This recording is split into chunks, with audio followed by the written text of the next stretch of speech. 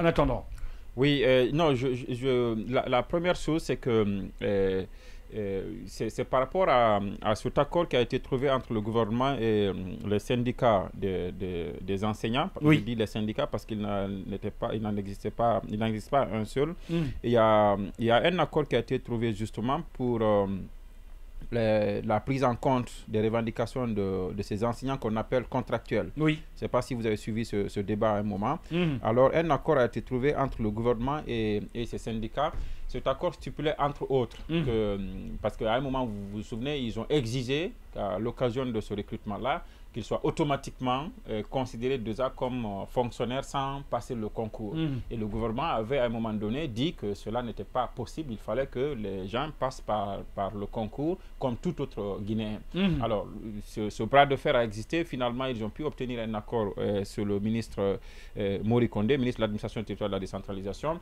Et cet accord que j'ai ici, il stipulait entre autres que le gouvernement et les syndicats déploieraient des missions à l'intérieur du pays à l'effet de procéder à un recensement, à un enregistrement donc de l'ensemble de ces enseignants contractuels qui sont concernés et puis faire un fichier et traiter leur cas.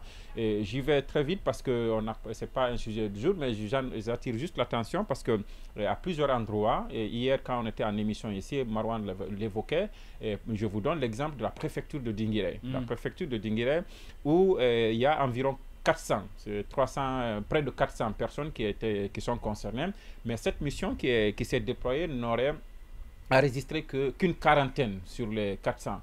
Alors, effet immédiat, c'est que ça crée des situations incontrôlées au niveau local et ça risque d'affecter même l'année scolaire qui est en cours parce que ceux-là pourraient se retirer de l'enseignement et ça peut affecter donc le déroulement normal de l'enseignement dans cette préfecture. Et elle n'est pas la seule préfecture qui est concernée. Maintenant, cela relance le débat sur d'abord la composition des missions qui vont dans le cadre de cette histoire-là. Mais vous savez bien qu'il existe entre les syndicats des rivalités qui ont existé.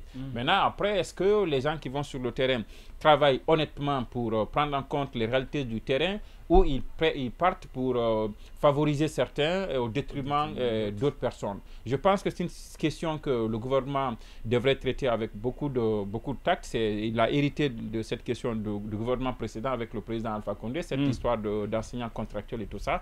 Je pense qu'il faut traiter ça avec beaucoup d'intelligence pour éviter que l'année scolaire, une fois encore, ne soit victime de ce genre d'injustice qu'on ferait à certains qui ont fait des années, qui ont consacré leur énergie et leur effort à donner des cours gratuitement et qui voient que leurs collègues sont en train de bénéficier du fait qu'ils aient fait ce sacrifice-là, mais qu'eux, ils ne soient pas pris en compte.